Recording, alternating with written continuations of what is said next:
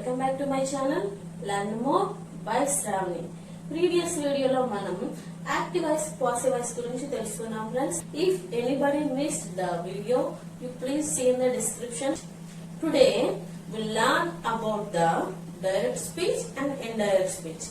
ఈ రోజు మనం డైరెక్ట్ స్పీచ్ అంటే ఏంటి, ఇండైరెక్ట్ స్పీచ్ అంటే ఏంటి తెలుసుకుందాం ఫ్రెండ్స్. స్టార్ట్ చేసే ముందు ఎవరైనా సబ్స్క్రైబ్ చేసుకునే వాళ్ళు ఉంటే తప్పకుండా సబ్స్క్రైబ్ చేయండి.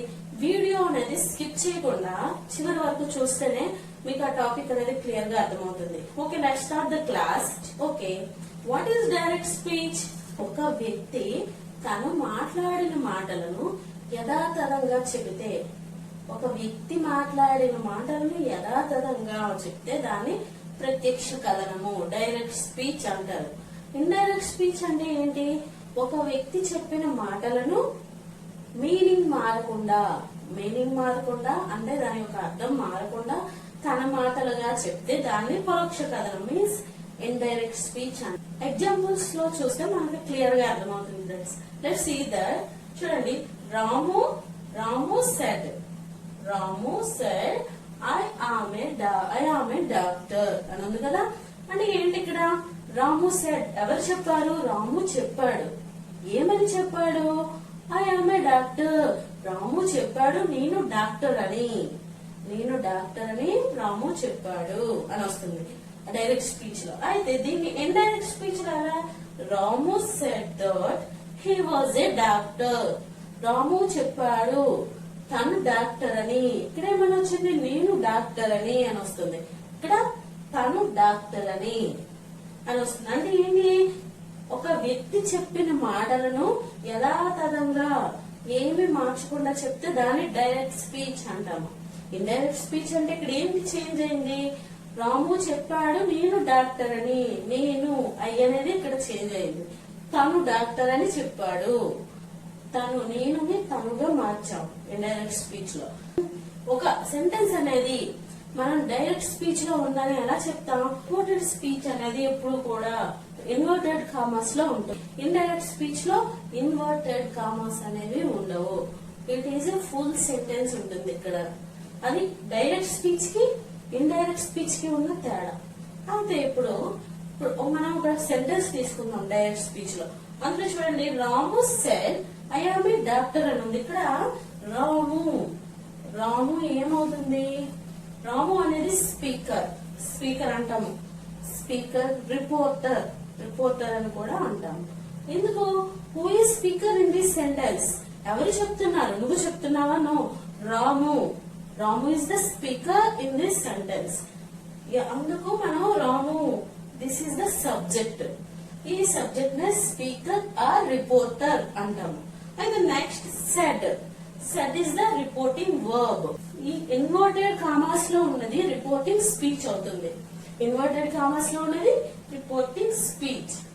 అందుకే మనం ఇండైరెక్ట్ స్పీచ్, రిపోర్టెడ్ స్పీచ్ అని కూడా అంటాము. ఇండైరెక్ట్ స్పీచ్ ఇవి చాలా ఇంపార్టెంట్ ఫ్రెండ్స్. అయితే మనం డైరెక్ట్ స్పీచ్ నుంచి ఇండైరెక్ట్ స్పీచ్ కి చేంజ్ చేసేటప్పుడు టెన్స్ అనేది ప్రెసెంట్ టెన్స్ లో ఉంటే, ప్రెసెంట్ టెన్స్ లో ఏది ఉంటుంది? ఇది చాలా మంది కన్ఫ్యూజ్ అవుతూ ఉంటారు. ఇది ఏంటిది? Reporting speech. ఈ స్పీచ్ లో ఉన్న టెన్స్ చూడకూడదు. ఫస్ట్ ఏం చూడాలి? రిపోర్టింగ్ వర్బ్ ఏమనేది చూడాలి మనం. రిపోర్టింగ్ వర్బ్ ఏముంది అక్కడ? సెడ్ అనేది it is V2 form. What is that? V2 form. Said కి V2 form అంటే ఏంటి? In this sentence reporting verb is in past tense లో ఉంది. సో మనం ఇండైరెక్ట్ స్పీచ్ లోకి మార్చేటప్పుడు ఈ రిపోర్టింగ్ స్పీచ్ అనేది ఈ ఇన్వర్టెడ్ కామర్స్ లో ఉన్నది మనం ఇన్వర్టెడ్ కామర్స్ లో ఉన్న టెన్స్ ని చేంజ్ చేయాలి. అదే మనకి రిపోర్టింగ్ వర్బ్ అనేది ప్రెసెంట్ టెన్స్ లో ఉంటే మనం ఇండైరెక్ట్ స్పీచ్ లో చేంజ్ చేసేటప్పుడు దాని యొక్క టెన్స్ ని చేంజ్ చేయకూడదు. దేని టెన్స్ ని? రిపోర్టింగ్ స్పీచ్ ని చేంజ్ చేయకూడదు. దీన్ని రిపోర్టింగ్ వర్బ్ అంటారు. రిపోర్టింగ్ వర్బ్ ప్రెసెంట్ టెన్స్ లో ఉంటే దానిని మనం ఇండైరెక్ట్ స్పీచ్ లోకి చేంజ్ చేసేటప్పుడు టెన్స్ అనేది చేంజ్ అవ్వదు. అయితే చూడండి అది ఎలా చేంజ్ అవుతుందో చూడండి. ఇప్పుడు హీ సేస్ అని ఉంది. He says It is in simple present tense. Simple present. I was walking on the road. I was walking on the road అని ఉంది. అంటే ఇలా ప్రెసెంట్ టెన్స్ లో రిపోర్టింగ్ వర్బ్ అనేది ప్రెసెంట్ టెన్స్ లో ఉంటే V1 ప్లస్ S కదా, reporting verb అనేది ప్రెసెంట్ టెన్స్ లో ఉంటే ఇండైరెక్ట్ స్పీచ్ కి చేంజ్ చేసేటప్పుడు ఈ టెన్స్ ఏముంది tense I was walking on the road. Walking, I was walking is the present continuous tense అనేది చేంజ్ అవ్వకుండా సేమ్ అలాగే వస్తుంది. He says that she was walking on the road. Change అవ్వదు, tense అనేది change అవ్వకుండా same అలానే వస్తుంది. అయితే ప్రెసెంట్ టెన్స్ లో ఉంటే చేంజ్ అవ్వదు అని చెప్పాం కదా. అయితే పాస్ట్ టెన్స్ లో ఉంటే ఎలా చేంజ్ అవుతుంది టెన్స్ అనేది? డైరెక్ట్ ఇండైరెక్ట్ స్పీచ్ మనకి రావాలంటే టెన్సెస్ అనేవి చాలా కంపల్సరీగా క్లియర్ గా రావాల్సిందే ఫ్రెండ్స్. ఎవరైనా మీరు టెన్సెస్ వీడియో మిస్ అయితే తప్పకుండా డిస్క్రిప్షన్ లో లింక్ ఉంటుంది, చూడండి. ఆ టెన్స్ టాపిక్ అనేది నేర్చుకున్న తర్వాతే ఈ వీడియోని చూడండి ఫ్రెండ్స్. ఓకే, అయితే ఇప్పుడు మనం పాస్ట్ టెన్స్ లో ఉంటే ఎలా చేంజ్ అవుతాయి, పాస్ట్ టెన్స్ లో ఉండే హెల్పింగ్ వర్బ్స్ అనేవి మనం ఇండైరెక్ట్ స్పీచ్ కి చేంజ్ చేసేటప్పుడు ఎలా చేంజ్ అవుతాయి అనేవి ఇప్పుడు చూద్దాం ఫ్రెండ్స్. ఇప్పుడు మనం డైరెక్ట్ స్పీచ్ నుంచి ఇండైరెక్ట్ స్పీచ్ కి చేంజ్ చేసేటప్పుడు ఎలా చేంజ్ అవుతాయి అనేది ఇప్పుడు చూద్దాం. డైరెక్ట్ స్పీచ్ లో V1 are V1 plus S form ఉండేటప్పుడు మనం ఇండైరెక్ట్ స్పీచ్ లో V2 ఫార్మ్ రాయాలి. అంటే ఏంటి? సింపుల్ ప్రెసెంట్ టెన్స్ ఉంటే సింపుల్ పాస్ట్ టెన్స్ అని రాయాలి. నెక్స్ట్ V2 ఫార్మ్ ఉంటే హ్యాడ్ ప్లస్ V3 అని వస్తుంది. అంటే సింపుల్ పాస్ట్ టెన్స్ ఉంటే పాస్ట్ పర్ఫెక్ట్ టెన్స్ వస్తుంది. Next do does plus V1 ఉంటే డిడ్ ప్లస్ V1 వస్తుంది. Do does plus V1, do గాని డస్ గాని V1 ఉంటే డిడ్ ప్లస్ V1 వస్తుంది. నెక్స్ట్ డిడ్ ప్లస్ V1 ఉంటే had plus V3, again past perfect tense. Did plus V1 ఉంటే had plus V3 అని వస్తుంది. Have has plus V3 form, have has plus V3 form ఉంటే had plus V3. Have has అంటే present perfect tense ఉంటే past perfect tense వస్తుంది. Had ఉంటే had plus V3 అని వస్తుంది. Is am are plus V4 ఉంటే was were ప్లస్ V4 అంటే present continuous tense ఉంటే పాస్ట్ కంటిన్యూస్ టెన్స్ వస్తుంది. was were ప్లస్ V4 ఉంటే had been ప్లస్ V4 వస్తుంది. shall will ఉంటే should would. అలాగే కెన్ ఉంటే could, may might, must had to, must అని కానీ have to అని కానీ ఉంటే had to గా చేంజ్ అవుతుంది. అలాగే కొన్ని వర్డ్స్ అనేవి మనకి టైం ని తెలియజేస్తాయి. మనం డైరెక్ట్ స్పీచ్ నుంచి ఇండైరెక్ట్ స్పీచ్ కి చేంజ్ అయ్యేటప్పుడు అవి ఎలా చేంజ్ అవుతాయో చూద్దాం. Today, the day, yesterday, the previous day, the day before, tomorrow, the next day, the day after, the following day అని చేంజ్ అవుతుంది. Last week, the previous week. Last week అన్నా previous week అన్నా మనం simple గా గుర్తించుకోవాలి. చూడండి, ఇప్పుడు yesterday అంటే previous day, yesterday అంటే నిన్న కదా, ప్రీవియస్ అన్నా కూడా బిఫోర్ అని వస్తుంది, బిఫోర్ డే. మనం ఉన్న రోజుకి బిఫోర్ డే, ప్రీవియస్ అంటే బిఫోర్ డే. టుమారో అంటే ఏంటి? నెక్స్ట్ డే అని వస్తుంది. అలాగే the day after, following day అంటే ఏంటి? నెక్స్ట్ అంటే నెక్స్ట్ డేనే ఫాలోయింగ్ డే అంటాం. అలా మనం సింపుల్ గా గుర్తు పెట్టుకోవాలి. లాస్ట్ వీక్ అంటే ద ప్రీవియస్ వీక్, ప్రీవియస్ అంటే ఏంటి? బిఫోర్ అని అర్థం. లాస్ట్ డే మీన్స్ బిఫోర్ అని వస్తుంది కదా, అందుకే ద ప్రీవియస్ వీక్ అని అంటాం. లాస్ట్ మంత్ అన్నా సరే ప్రీవియస్ మంత్ అంటే బిఫోర్ మంత్ నే మనం ప్రీవియస్ మంత్ అని చేంజ్ చేయాలి. Last year, the previous year, this, that గా చేంజ్ అవుతుంది. These, those, now, then, here, there, ago, before అని చేంజ్ అవుతాయి. అయితే ఫ్రెండ్స్, మనం ఇప్పుడు ఈ చేంజెస్ అనేవి కంపల్సరీగా గుర్తు పెట్టుకోవాలి. అంటే కంఠస్థ పెట్టే కంటే మనం అవి ఒకసారి చదివి మోర్ ప్రాక్టీస్ చేస్తూ ఉంటే ఒక పేపర్ మీద ఈ చేంజెస్ అన్ని ఒక పేపర్ మీద రాసుకొని మనం ప్రాక్టీస్ ఎక్సర్సైజ్ అనేవి ఈ చేంజెస్ చూస్తూ మనం ప్రాక్టీస్ ఎక్సర్సైజ్ చేస్తే ఎక్కువ ప్రాక్టీస్ చేస్తే కంపల్సరీగా ఇవి మనం కంఠస్థ అవసరం లేకుండా మనకు గుర్తుంటాయి ఫ్రెండ్స్. ఓకే ఫ్రెండ్స్, అయితే మనం ఇప్పుడు చేంజెస్ అనేవి ఎలా చేంజ్ అవుతాయో తెలుసుకున్నాం కదా. అయితే ఇప్పుడు ఈ direct speech and indirect speech అనేది చేంజ్ చేసేటప్పుడు మనం డిఫరెంట్ గా ఉంటుంది. అసెప్టివ్ సెంటెన్స్ లో చేంజ్ చేసేటప్పుడు డిఫరెంట్, ఇంట్రోగేటివ్ సెంటెన్స్ లో డిఫరెంట్. అలా ఏంటంటే మనం ముందు అసెప్టివ్ సెంటెన్స్ లో ఎలా చేంజ్ చేయాలో చూద్దాం. అయితే ఇప్పుడు అసెప్టివ్ సెంటెన్స్ అంటే ఏంటి? స్టేట్మెంట్స్. అయితే ఇప్పుడు స్టేట్మెంట్స్ లో మనం చేంజ్ చేసేటప్పుడు మెయిన్ గా తెలుసుకోవాల్సింది ఏంటంటే దట్ అనే కంజంక్షన్ ని మనం చేర్చుతాం. అంటే ఇప్పుడు చూడండి, రిపోర్టింగ్ వర్బ్ కి రిపోర్టెడ్ స్పీచ్ ని మనం ఇన్వర్టెడ్ కామర్స్ తీసి రెండు కంబైన్ చేయాలి కదా. కంబైన్ చేయడానికి మనం ఏం వాడతాం? కంజంక్షన్స్ వాడతాం. అందులో మనం దట్ అసర్టివ్ సెంటెన్సెస్ లో దట్ అనే కంజంక్షన్ ని మనం యూజ్ చేస్తాం. అయితే ఇంకోటి ఏంటంటే సెట్ టు రిపోర్టింగ్ వర్బ్ అనేది సెట్ టు అని ఉంటే మనం ఇండైరెక్ట్ స్పీచ్ కి చేంజ్ చేసేటప్పుడు టోల్డ్ గా చేంజ్ చేస్తాం. ఇండైరెక్ట్ స్పీచ్ కి చేంజ్ చేసేటప్పుడు టోల్డ్ గా చేంజ్ చేయాలి.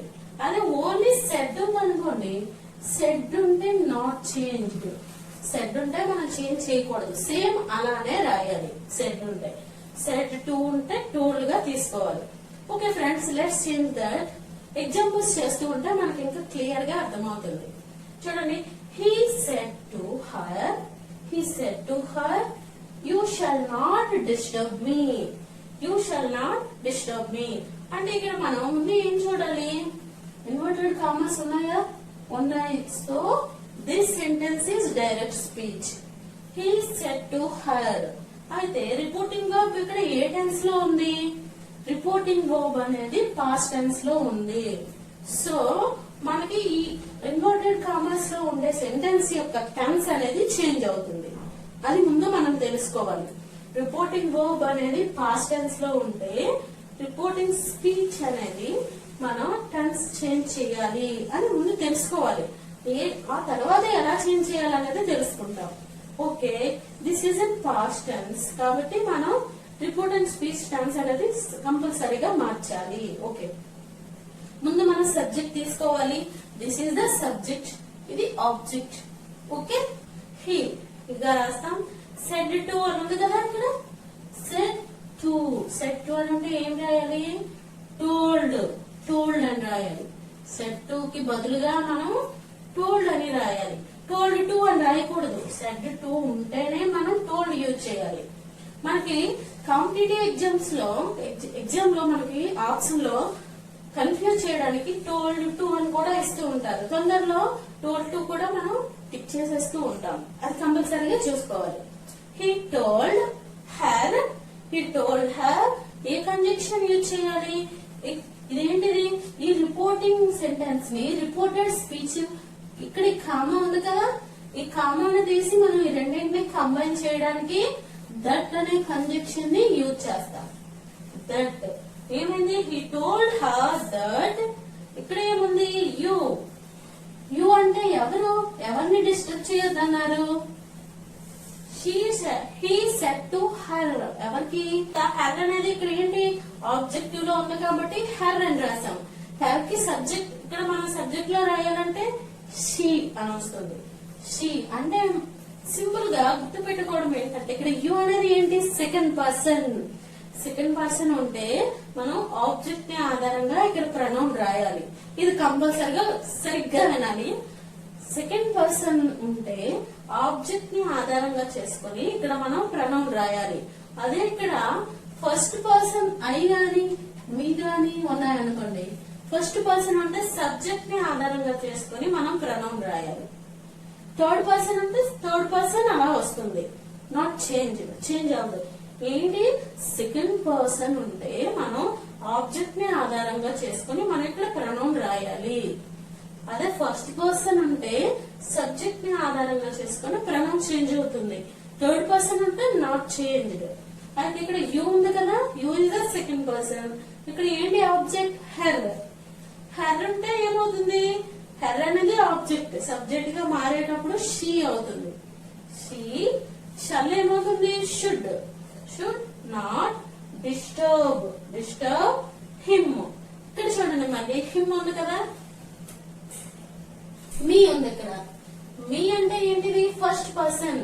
First person. సో మనం సబ్జెక్ట్ ని ఆధారంగా చేసుకొని, ఈ సబ్జెక్ట్ ని ఆధారంగా చేసుకొని మనం ఇక్కడ రాయాలి. మీ అనేది ఏంటి? ఐకి ఆబ్జెక్టివ్ కేస్ మీ అవుతుంది. ఇక్కడ హీకి ఆబ్జెక్టివ్ కేస్ ఏంటి? హిమ్ అనేది హీకి ఆబ్జెక్టివ్ కేస్. హిమ్ అని రాస్తాం. This is the full explain. ఇలా అర్థం చేసుకుని మనం అన్ని ఇలా డివైడ్ చేయాల్సిన అవసరం లేదు. ఒక 2-3 అంటే డిఫరెంట్ టైప్ సెంటెన్సెస్ ఉంటాయి. ఆ సెంటెన్సెస్ మనం తెలుసుకుంటే మన రిమైనింగ్ అన్ని కూడా ఈజీగా చేసేయచ్చు. చూడండి, he told her that she should not disturb him. Next example, I have seen this film twice, he said. చూడండి, ఇప్పుడు రిపోర్టింగ్ స్పీచ్ అనేది ఈ ఇన్వర్టెడ్ కామర్స్ లో ఉన్నది ఫస్ట్ ఇచ్చారు, ఇది లాస్ట్ గా ఇచ్చారు. అంటే చూడండి, ఇలా ఎలా ఇచ్చినా ఈ ఎగ్జామ్స్ లో ఎక్కువగా ఇలానే ఇస్తూ ఉంటారు. డైరెక్ట్ స్పీచ్ అన్నారు, అదేంటి ముందు ఇన్వర్టెడ్ కామర్స్ ఇచ్చారు అనేసి మనం కన్ఫ్యూజ్ అవుతామని ముందు ఇదే ఇస్తూ ఉంటారు ఎగ్జామ్స్ లో. ఏది ఎటు ఇచ్చినా, ఇన్వర్టెడ్ కామర్స్ ముందు ఇచ్చినా తర్వాత ఇచ్చినా, మనం ఎప్పుడు కూడా ఈ రిపోర్టర్ స్పీకర్ ఈ రిపోర్టింగ్ వర్క్ తోనే మనం ఇండైరెక్ట్ స్పీచ్ లో స్టార్ట్ చేయాలి. ఎలా? ఇక్కడ ఏముంది? రిపోర్టింగ్ వర్బ్ సెడ్ అని ఉంది. సెడ్ ఏంటి? ఇక్కడ V2 ఫార్మ్ అంటే పాస్ట్ టెన్స్ లో ఉంది. సో మనం ఏం చేయాలి? ఈ రిపోర్టింగ్ స్పీచ్ అనేది రిపోర్టింగ్ స్పీచ్ యొక్క టెన్స్ అనేది చేంజ్ చేయాలి. ఓకే, హీ రాస్తాం. సెడ్. ఇక్కడ చూడండి, సెడ్ టు అని లేదు కదా, సో సెడ్ టు అని ఉంటే టోల్డ్ అని వస్తుంది. సెడ్ టు లేదు, సో మనం సెడ్ అనే రాయాలి, టోల్డ్ అని రాయకూడదు. He said that. తర్వాత ఏమైంది? He said that. ఇక్కడ ఏంటి? ఇక్కడ ప్రొనౌన్ అయ్యింది. అయ్యేంటిది? First person. ఫస్ట్ పర్సన్ కనుక మనం సబ్జెక్ట్ ని ఆధారంగా చేసుకుని ప్రొనౌన్ రాయాలి. ఏంటి ఇక్కడ సబ్జెక్ట్? హీ అని ఉంది. హీ అనేది సబ్జెక్ట్ గా తీసుకుంటాం కాబట్టి సబ్జెక్టే రాసేస్తాం. He said that. He said that. Have అనేది ఎలా చేంజ్ అవుతుంది? Had. He had seen. See అనేది సీకి seen V3 form. See saw seen అని వస్తుంది. Seen that. ఇక్కడ చూడండి, దిస్ అని ఉంది కదా, ఈ దిస్ అనేది దట్ గా చేంజ్ అవుతుంది. దిస్ దట్ అవుతుంది. That fill twice. That fill twice అని వస్తుంది. He said that. He had scene that fill twice అని వస్తుంది. చేంజెస్ అనేవి రాకపోతే మనం ఈ డైరెక్ట్ ఇండైరెక్ట్ స్పీచ్ ని చేంజ్ చేయడం కష్టం friends. Next example, she said I received a mail from the company yesterday. She said I received a mail from the company yesterday. Inverted commas లో ఉన్నది. ఓకే, ఇక్కడ రిపోర్టింగ్ వర్బ్ అనేది ఏ tense లో ఉంది? Reporting verb అనేది ఏ tense లో ఉంది? Said. Said is the V2 form, means past tense. So మనం రిపోర్టింగ్ స్పీచ్ యొక్క టెన్స్ ని మనం మార్చాలి. Okay, let's change that. She said. Said అనేది సెడ్ గానే ఉంటుంది. టోల్డ్ రాదు ఇక్కడ. ఎందుకు రాదు? సెడ్ టు లేదు. So we write only said. She said that. That అనే కంజంక్షన్ యూజ్ చేసాం. She said that. చూడండి, ఇక్కడ ఐ ఉంది కదా, I is the first person. First person subject ని ఆధారంగా చేసుకుని మనం ప్రొనౌన్ చేంజ్ చేయాలి. ఐ అంటే ఎవరు? షీ అని అర్థం. ఇక్కడ సి రాస్తాం. సి.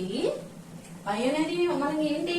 ఐ అనేది సబ్జెక్టివ్ కేసులోనే ఉంది. సో మనం సిని షీగానే రాయాలి, సిగానే రాయాలి. Okay, next received.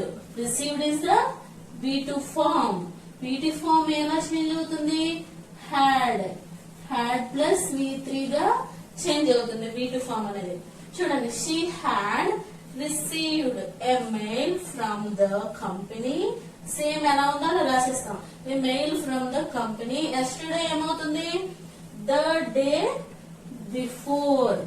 ఇక్కడ ఎస్టర్డే అనేది ద డే బిఫోర్ అని చేంజ్ అవుతుంది. ద డే బిఫోర్ అని రాయొచ్చు, ద ప్రీవియస్ డే అని కూడా రాయొచ్చు, ద ప్రీవియస్ డే అని రాయొచ్చు, ద డే బిఫోర్ అని కూడా రాయొచ్చు. అయితే ఇంత లాంగ్ సెంటెన్స్ ఎందుకు అంటే మనకి ఎగ్జామ్స్ లో ఎక్కువగా సెంటెన్స్ చూడగానే ముందు మనకు భయం వేస్తుంది. అబ్బా ఎంత సెంటెన్స్ ఉంది ఇందులో, ఏ వర్డ్ చేంజ్ చేయాలి, ఏ వర్డ్ చేంజ్ చేయకూడదు అనేది చాలా భయం వేస్తుంది. ఇలాగే లాంగ్ సెంటెన్సెస్ ఇస్తూ ఉంటారు. మనం భయపడకుండా క్లియర్ గా ప్రాక్టీస్ చేస్తే అర్థమవుతుంది. ఓకే, ద డే బిఫోర్ అని చేంజ్ అవుతుంది. Okay, next example. He said I have bought a car for you. Bought a car for you.